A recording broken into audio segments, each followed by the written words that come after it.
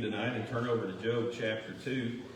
We're continuing our series of lessons in the book of Job. We started chapter 2 this morning, and tonight, Lord willing, we're going to be looking at another lesson from that. It's a lesson entitled, and this wasn't like a no-brainer or a long thought process title, but 4 Powerful P's. I originally had it entitled 4 Powerful P's from Job chapter 2, but that just didn't really go together. I thought, man, if it was chapter 3, you'd almost have a rhyme, and then you'd have this catchy lesson. But I didn't, so I took the chapter 2 out.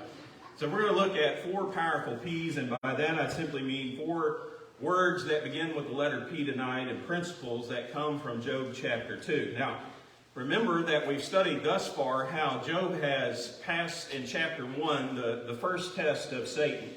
But Satan, being who he is, he doesn't give up easily, and so he relentlessly pursues his wicked goal.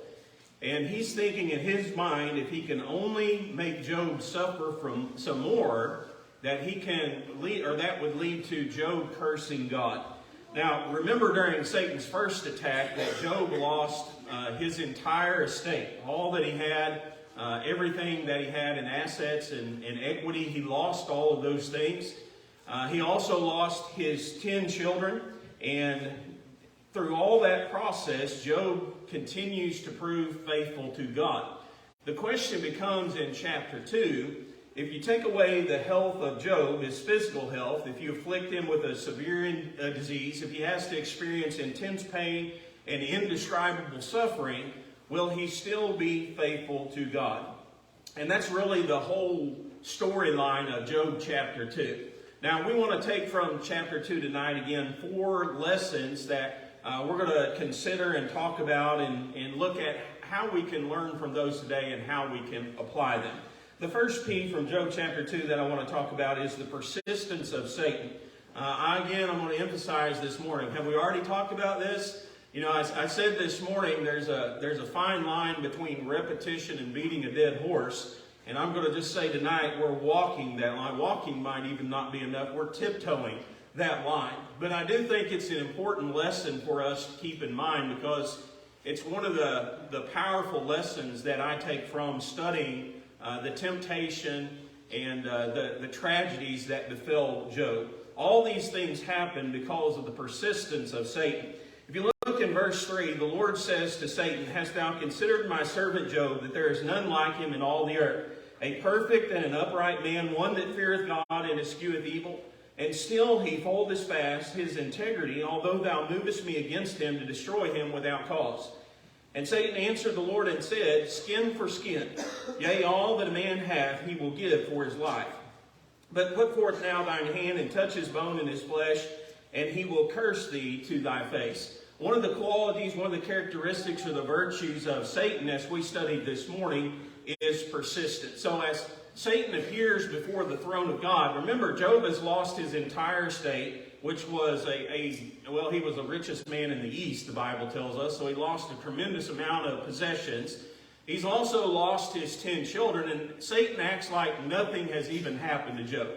You know, he doesn't even begin to acknowledge that Job has been able to maintain his integrity through these tragic events that have fallen his way. And so, in Satan's mind, Job hadn't proven anything to God yet. Rather than admitting failure to God, Satan didn't say, "Well, I give up. You know, I failed. The tragedies that I put upon him and the tests that I thought would crush him just didn't happen." He blames God. Satan says, "The problem is you've withheld something that belongs to Job that he counts very valuable, that he treasures above all else. And you would not let me attack." The King James Version here says his skin. Well, he's talking about his flesh. He's talking about his physical health, his body. Job has only been tested in the mind of Satan on a superficial level. There's one thing, if you think about it in this way, what is it that a man values more than anything else? What is it that he takes an interest in happening to somebody the most? The answer is himself. When tragedy happens to you, then there's a tremendous different feeling and a different response that often comes. Who do you care about the most in your life? Well, generally speaking, human beings are kind of selfish in nature. And so if it's happening to me, it's something that is really going to affect me the most. And so Satan is saying to God, a man's health, A man's life is what matters the most to him. And until you let me affect Job's health, then he's not going to curse you to your face. I want to point out Satan's tactics, and it's a tactic that he's been using again since the beginning of time. But I want you to think about it from the perspective of Jesus' temptation in Matthew chapter 4. I'm not going to read Matthew 4 and verses 1 through 11, or at least all of it, but you're familiar with the temptation of Christ. The Bible said he had fasted for 40 days, or after he had fasted for 40 days, he was hungry and thirsty. And then Satan comes to him and he begins the temptation. Remember the first temptation that Satan puts before Jesus? He said, if you're the Son of God, then command that these stones be made bread. Now, what I want to point out to you is Satan's really good at probing our lives until he finds the greatest weakness that we have. And in general, man's nature, human nature, is always going to be the same. There are things that drive us fleshly speaking. There are things that drive us spiritually speaking. There are things that motivate us emotionally, and things that appeal to our pride. And generally speaking, across the board, those things are almost the same when it comes to mankind. But think about this temptation. What Satan does is very subtle, yet very persistent, because he finds out at this particular point in time in the life of Jesus, what is his weakest point? Well, think about food. Any other point in the life of Jesus, Satan could have come to Jesus and said, make these stones be bread. And Jesus probably wouldn't have thought twice about it. The problem was he had fasted for 40 days and 40 nights. And so now it was a tremendous appeal and a tremendous temptation to be laid before him. Command that these stones be made bread. The second temptation that comes before Jesus by the hands of Satan is, he takes him upon the pinnacle, the height of the temple, and he says, jump off this and prove to everybody that you're the Son of God. Why would that have appealed so much to Jesus at this particular point in time in his life? Well, think about what Jesus is getting ready to do. He's getting ready to enter into his earthly ministry, where he's going to spend 3 years trying to prove to everybody that he is indeed the Son of God. Satan says, we can skip all this. We can go right to the point. You can prove it to everybody right here and right now. If you'll just jump off the pinnacle of this temple, the angels will catch you. No harm will come to you. The third temptation that you read about in Matthew chapter 4 is Satan taking up Jesus to a high mountain, showing him all the kingdoms and all the glory of them. And he says, if you'll fall down and worship me, all these things will be yours. Well, what was looming in the future of Jesus? It was the shadow of the cross. There was great suffering that Jesus was going to have to go through before he would be glorified and exalted and made King of Kings and Lord of Lords. In essence, what Satan is offering him is the very same position, but without all the suffering having to take place. And so it's interesting to me, as you study that temptation, what you're reading about is Satan is looking deep into the life, into the thoughts, into the feelings of Jesus Christ, into his present physical condition, and he's pulling out the things that are probably going to be the most tempting to him at that particular time. Well, again, I want to remind you that that's what Satan is good at. He's persistent. He finds those things within our life. Satan is looking for what's our passion in life. Satan is looking for what are we most proud of. Satan is looking for what is the driving force in their life. And he knows if he can use those things, if he can appeal and take away those things, then he can tempt us to fall into sin, just like Job. Well, those are the areas that Satan is going to pursue the most. Remember Paul's passage or his writings in 1 Corinthians chapter 10 and verses 11 and 12. He said this about the children of Israel. He said, now all these things happen unto them for ensamples, and they are written for our admonition, upon whom the ends of the world are come. Now, if you're familiar with what he just wrote about in the first part of that chapter, he talks about all of these followers, all these people of God who fell into sin. They were tempted by Satan and they sinned. And he says these things happened to them for our example. What did we learn from all these things? We learned that Satan is constantly trying to pull God's people, his followers, into sin. And with many of them, he is successful. But then he says this in verse 12 of that same chapter. He said, wherefore, let him that thinketh he standeth take heed lest he fall. Understand this, Satan is persistently wandering the earth and probing our lives. And he's trying to find the one weakness that he can exploit within our lives. Don't forget how persistent Satan is. In Job's case, Satan's summation was his health. That was the one thing that you could take away from Job above all others that would lead to him falling into temptation and sin. The second P from chapter 2 that I want us to think about is the pain that God experienced. There's a very subtle statement that's made in verse 3 there where God is having a conversation with Satan. But he says this to Satan in the middle of verse 3. He said, "Thou movest me against him," he's talking about Job here, "to destroy him without cause." I want you to stop and think about how God was viewing this entire process as it was unfolding. It wasn't the case that God was unemotional to the things that were happening in the life of Job. It wasn't the case that God was unconcerned about the great tragedies that had come his way. God was very familiar with what had happened to Job, and in essence, it was causing him great pain that Satan had brought these things upon his faithful servant Job.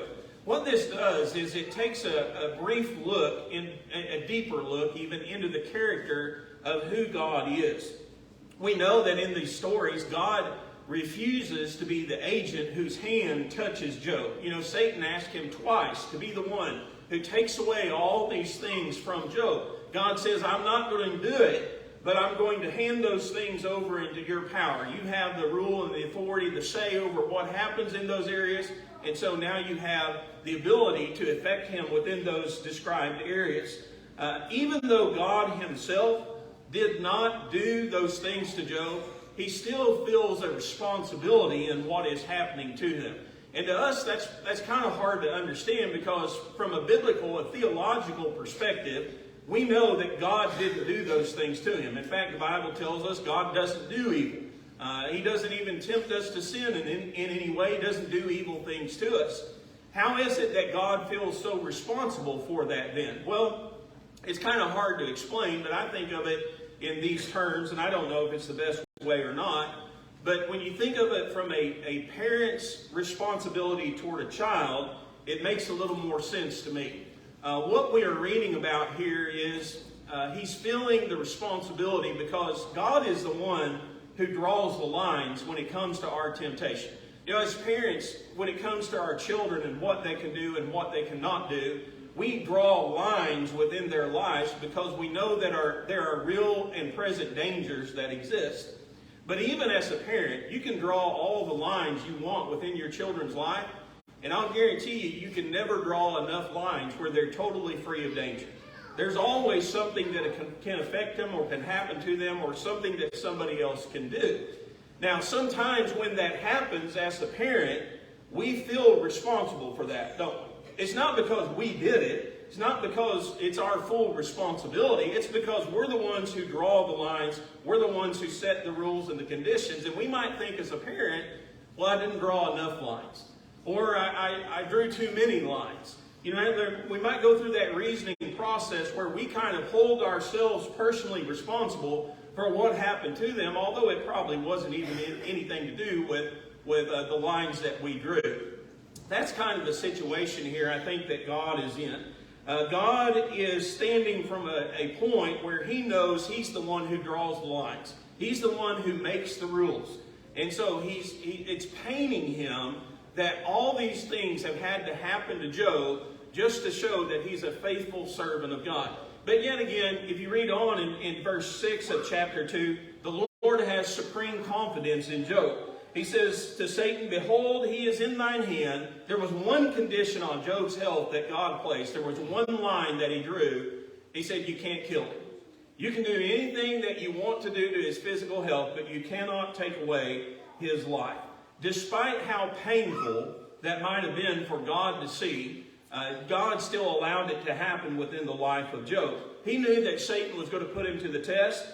He knew that Satan couldn't kill him, but let's be honest. He also knew this. He was going to come to a hair's breadth of killing him. You know, Satan was going to do everything that he possibly could short of killing Job.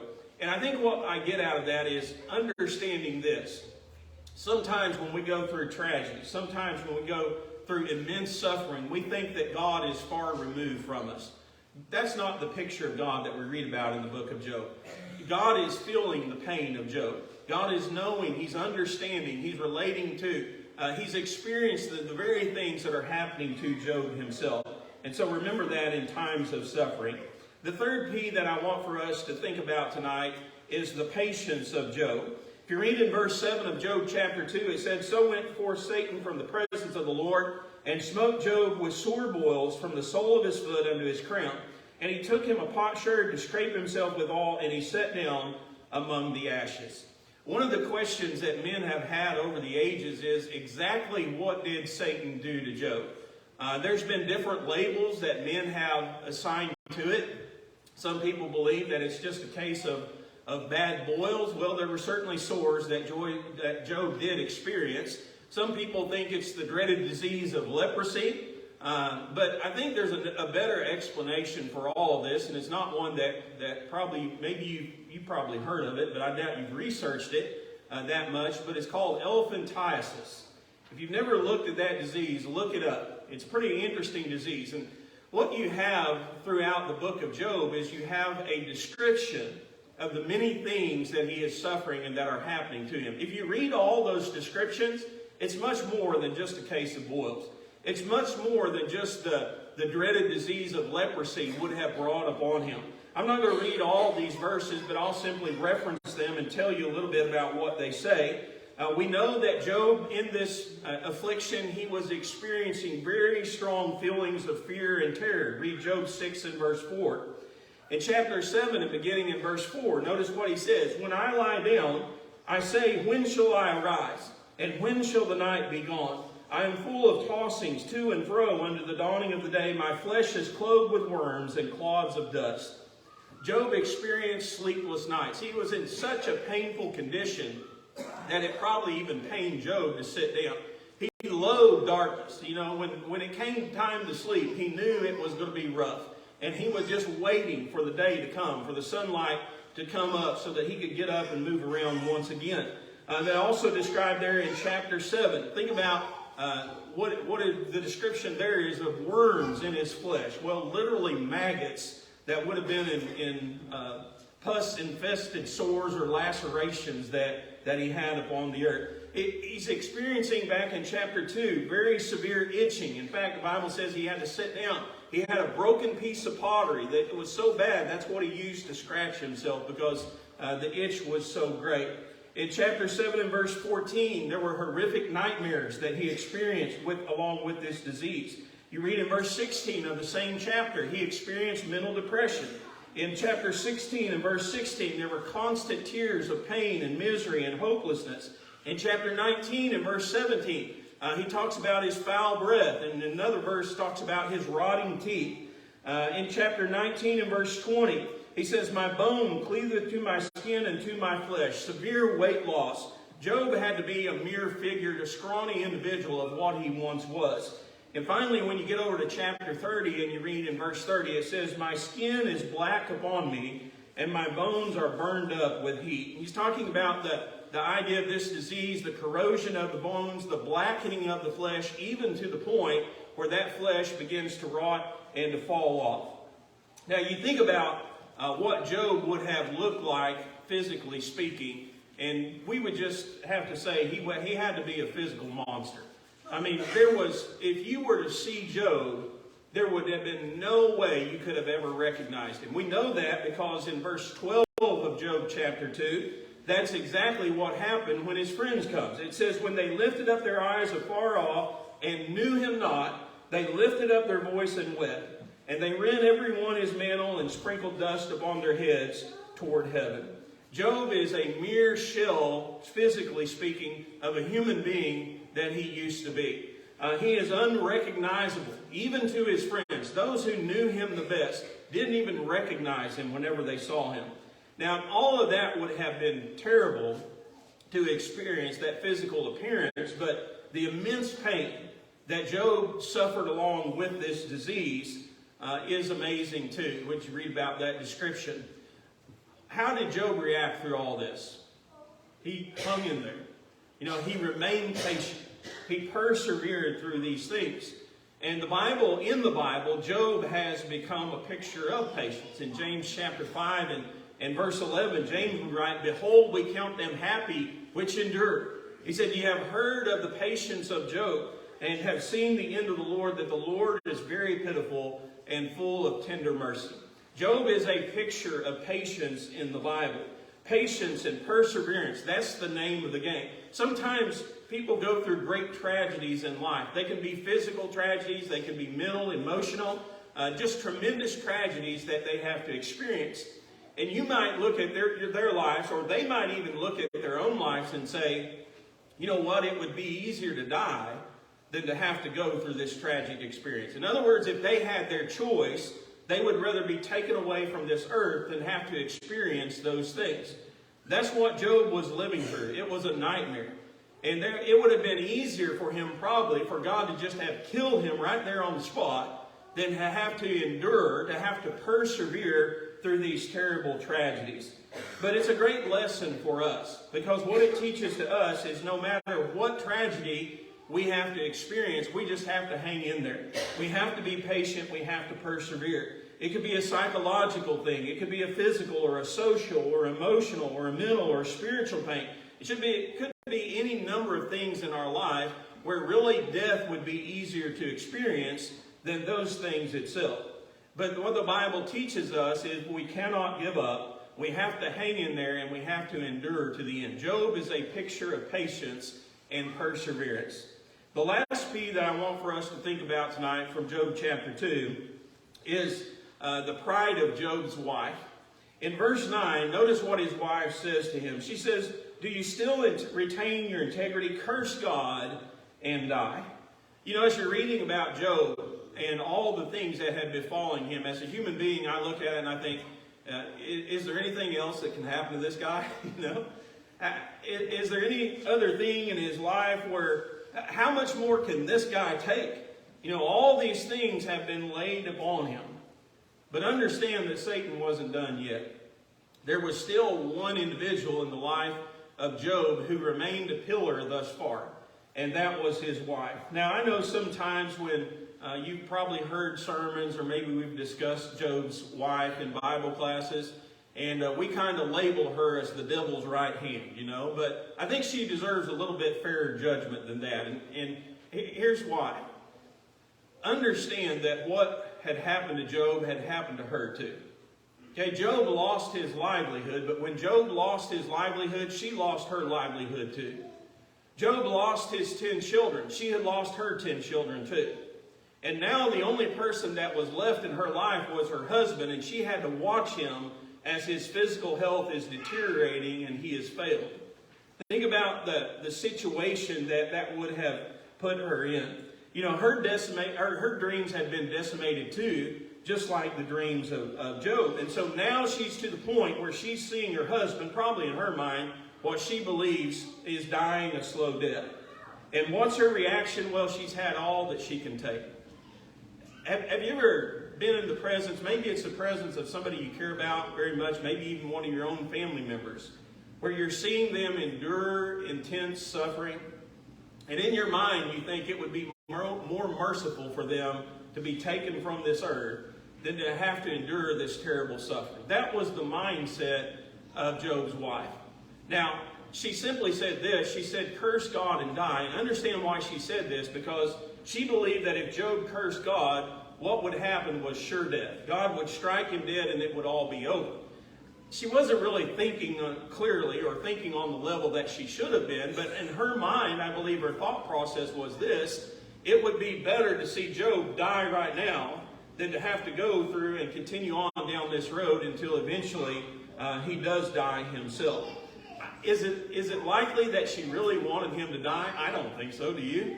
I mean, how many? Well, there might be a lot of wives who want their husbands to die, but I doubt that be the case with Job's wife. What she didn't want to see is she didn't want to see him suffer anymore. And so she gave some bad advice, and she inadvertently served Satan's purpose. Notice in verse 10, Job says unto her, "Thou speakest as one of the foolish women speaketh. What? Shall we receive good at the hand of God, and shall we not receive evil? In all this did not Job sin with his lips?" I'll give you some advice to men here tonight. If you didn't already know this, when you're talking, well, it's just best not to talk about another man's wife. And I'll give you even better advice. You better be careful when you're talking about your own wife. Job, when he's talking about his wife, I want you to notice what he says. He didn't say you're a fool, woman. He said you're talking like one of those foolish women talk. He didn't actually call her a foolish woman, but he said you're talking like one of these foolish women talk. And his wife, you think about your wife, all husbands know this. Who is your wife? She's the one person you can count on no matter what. Everybody else can be against you, you can be down and out, but your wife is always going to stand by your side. And so now Job has lost that pillar within his life. Now his wife is criticizing him. Now his wife is rejecting his own actions and his faith. And along with Job's words, we can call her foolish. But let me also say to you, I don't believe that she for a moment actually believed what she said. She was suffering too. And what she wanted to see was she wanted to see Job suffering in it. And she knew that one of the ways that he could do that, or I guess the surest and the swiftest way, is to curse God, and hopefully God would put him out of his misery. Well, there's a great lesson for us in this particular point, because what it teaches us is sometimes when we think about tragedies that befall people, we don't often relate the same tragedies happening to the people beside them, the people who are close to them. And the Bible teaches us that those who are close to those suffering and experiencing tragedy suffer too, don't they? They experience tragedy too. They go through emotions and pains just like everybody else. There's many powerful truths that radiate to us from the book of Job. We've just noticed some of them found here in chapter 2. What we talked about tonight are 4 powerful P's to remember. Be aware of the persistence of Satan. Satan is constantly probing us. He's constantly looking for a weakness to exploit within our lives. Be aware. Be aware of what our passion is. Be aware of what we are most proud of. Be aware of what drives us here upon this earth. And remember God's pain. Remember when we suffer, when we experience tragedy, that God is not removed from us. God experienced everything that was happening to Job. He felt bad because of it. And he also felt a sense of responsibility because of the things that he was going through. And so remember that in times of suffering, God feels our pain. Imitate the patience of Job. Hang in there through all the physical things you have to suffer, through all the mental tragedies or emotional or psychological or the spiritual ups and downs of life. The name of the game is perseverance. And so just hang in there. It might be easier to experience death than to have to go through those things. But if we'll just hang in there, if we'll endure to the end, then we'll become a picture of patience too, just like Job. And then the last thing we talked about was consider the pain of those who are close to the sufferers. Job's wife was hurting too. And so we need to be aware of the fact that a lot of times when tragedy strikes, there are those close to those who are suffering who are affected also. Maybe there's one here tonight who has never obeyed the gospel of Jesus Christ.